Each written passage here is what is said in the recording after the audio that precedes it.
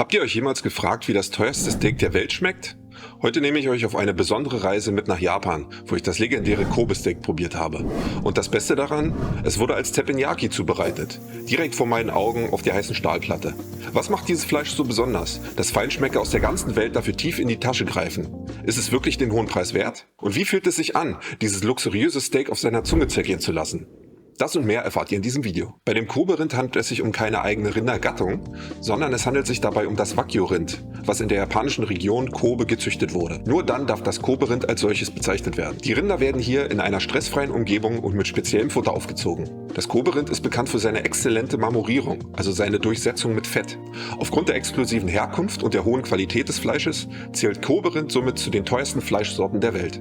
Die Qualitätsstufe des Kobe-Rinds wird auf einer Skala von A1 bis A5 angegeben, wobei A5 die höchste Qualitätsstufe ist.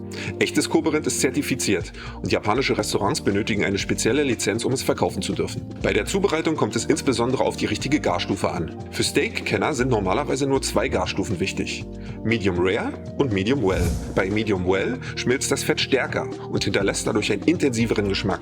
Jedoch wird die Textur des Fleisches dadurch fester. Echtes Kobe-Beef ist selten und ist außerhalb Japans nur schwer zu finden. Und selbst in Japan werden normalerweise nur kleine Portionen des Fleisches angeboten. Die Philosophie dahinter ist der bewusste Genuss. Jeder Bissen wird zelebriert.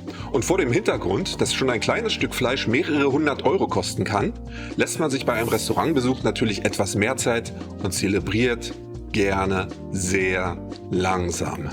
Der Begriff Teppanyaki setzt sich aus den japanischen Worten Teppan für Eisenplatte und Yaki für Grillen zusammen. Also zusammen Grillen auf der Eisenplatte. In Japan hat Teppanyaki eine lange Tradition und wird normalerweise zu besonderen Anlässen genossen. Es ist ein geselliges Ereignis, bei dem Essen und Unterhaltung miteinander verschmelzen. Viele von euch werden dieses Bild schon aus Filmen kennen. Der Koch bereitet das Essen vor den Gästen zu. Das sorgt für Transparenz und Unterhaltung. Je nach Lokalität gibt es dann auch besondere Showeinlagen von dem Koch, wie er dann mit seinen Küchenutensilien herumwirbelt oder die Zutaten kunstvoll wendet oder andere Tricks. Typische Zutaten, auf die man sich hier freuen kann, sind neben dem hochwertigen Fleisch auch frische Meeresfrüchte, knackiges Gemüse und aromatischer Reis.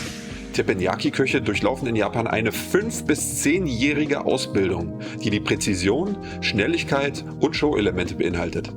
Außerdem gibt es normalerweise eine sehr enge Interaktion zwischen den Köchen und den Gästen. Fragen werden gerne beantwortet und Hintergrundinformationen vermittelt. Die Interaktion zwischen mir und meiner Köchin war leider auf ein Minimum beschränkt, weil ich der japanischen Sprache leider nicht mächtig bin. Um die perfekte Garstufe für die Zutaten zu erreichen, verlassen sich die Köche ausschließlich auf ihre Sinne: Sehen, Hören, Riechen.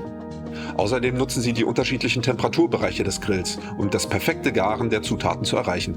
Mein erstes Kobe-Beef als Teppanyaki habe ich im Yamanami-Restaurant in Sapporo, Japan verkostet. Das Restaurant liegt im Obergeschoss des Keo Plaza Hotels und erlaubt einem einen atemberaubenden Ausblick auf die Skyline Sapporos. Das Menü, für das ich mich entschieden hatte, kostete 16.000 Yen, was ungefähr 100 Euro entspricht. Auf der Karte sieht man nun, dass man höherwertiges Fleisch separat bezahlen muss. Das erstgenannte Rind ist bereits im Preis inbegriffen. Möchte man jedoch die qualitativ besseren Varianten haben, muss man einen Aufpreis bezahlen. Ich habe mich hier für das Filet Kobe Beef A5 entschieden.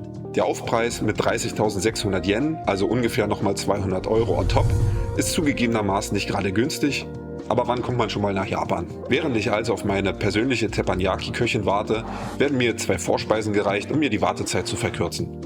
Als meine Köchin dann erscheint, bereitet sie die Grillplatte vor und präsentiert mir die noch rohen Zutaten. Zunächst schneidet sie Knoblauchzehen in hauchdünne Scheiben, die sie dann scharf anbrät. Die schnellen Bewegungen und das Klirren der Spachteln schaffen eine aufregende Atmosphäre. Danach werden zunächst die Beilagen vorbereitet, wie zum Beispiel Pilze, rote Beete oder Spargel. Das führt uns dann zum eigentlichen Highlight. Gespannt verfolge ich ihre präzisen Arbeitsschritte. Vom scharfen Anbraten bis hin zum perfekten Garen. Insbesondere für die Nase ist das jetzt schon ein richtiges Fest.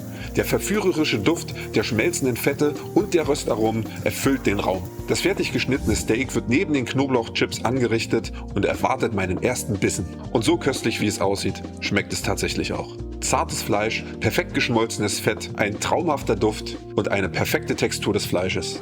Ich war wirklich begeistert. Und so sitze ich da und folge der Philosophie des bewussten Genießens. Des langsamen, bewussten Genießens. Hier das Steak mit etwas Meersalz probieren, hier mit etwas Sojasauce. Alle Geschmacksrichtungen wollen ausprobiert werden. Den Abschluss meines Restaurantbesuchs markiert lecker gebratener Knoblauchreis und eine köstliche Miso-Suppe. Nach Zahlen meiner Rechnung wurde ich dann noch als sehr aufmerksame Geste von meiner Köchin zur Tür gebracht. Wenn man sich den Preis für das Ganze vor Augen hält, darf man natürlich nicht vergessen, dass man nicht nur für das Fleisch bezahlt, sondern auch für das ganze Erlebnis drumherum. Dafür war die Atmosphäre aber wirklich perfekt. Und ich hatte meine persönliche Köchin, die mein Kobe Beef vor meinen Augen zubereitet hat. Das hat natürlich seinen eigenen Wert. Außerdem ist die Live-Zubereitung auf dem Teppan natürlich auch ein sehr unterhaltsames Erlebnis. Der Geschmack sämtlicher Zutaten, nicht nur des Kobe Beefs, war wirklich empfehlenswert. Hinzu kam der außergewöhnliche Service. Also obwohl das Ganze schon sehr teuer ist, ist das Erlebnis aufgrund der Exklusivität und der hohen Qualität doch gerechtfertigt. Mein Gesamteindruck, es war ein wirklich unvergessliches Erlebnis, welches ich jedem Feinschmecker empfehle.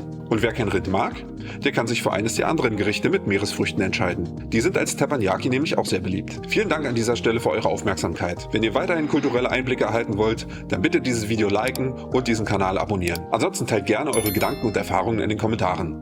Bis bald.